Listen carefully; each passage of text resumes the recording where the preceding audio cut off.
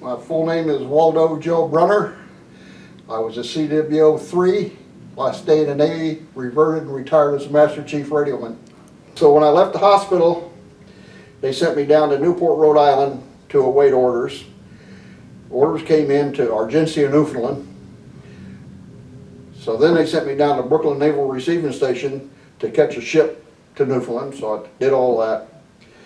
So when I got to Newfoundland, I was assigned to COM AEW Wingland,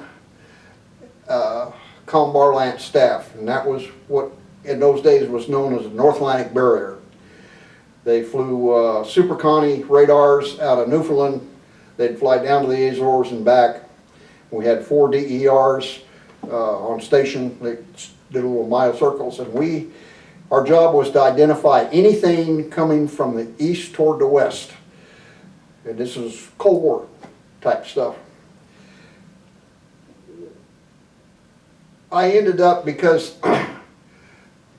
the Airedale community had done away with the AL rating, which was the aviation radioman. So the aviation electronic technicians were doing the code, but they could only do code at 8-10 words a minute. And the admiral in charge of the staff, because everything that we did, I don't know if you're familiar with it, was flash or emergency traffic. Because any contact was handled as a flash.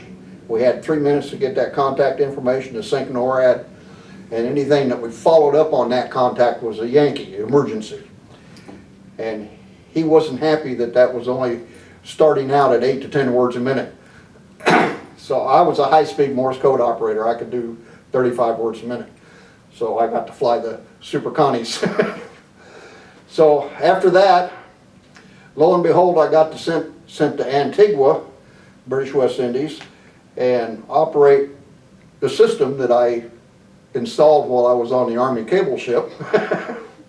So I spent 2 years in Antigua in the SOSA system. And then I got transferred to Cape Hatteras, which was another SOSA station. The interesting thing there was that while I was there, the Cuban Missile Crisis took place. And this was the glory of the SOSA system, because as soon as it was declared a crisis, we set a task force on top of every Russian submarine in the Atlantic Ocean. Khrushchev didn't know we could do that.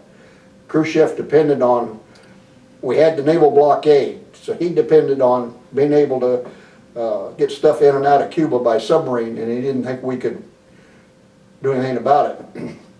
But we set these task force on top of them just to harass the living hell out of them, and basically that's why Khrushchev threw in the towel, because he couldn't do anything.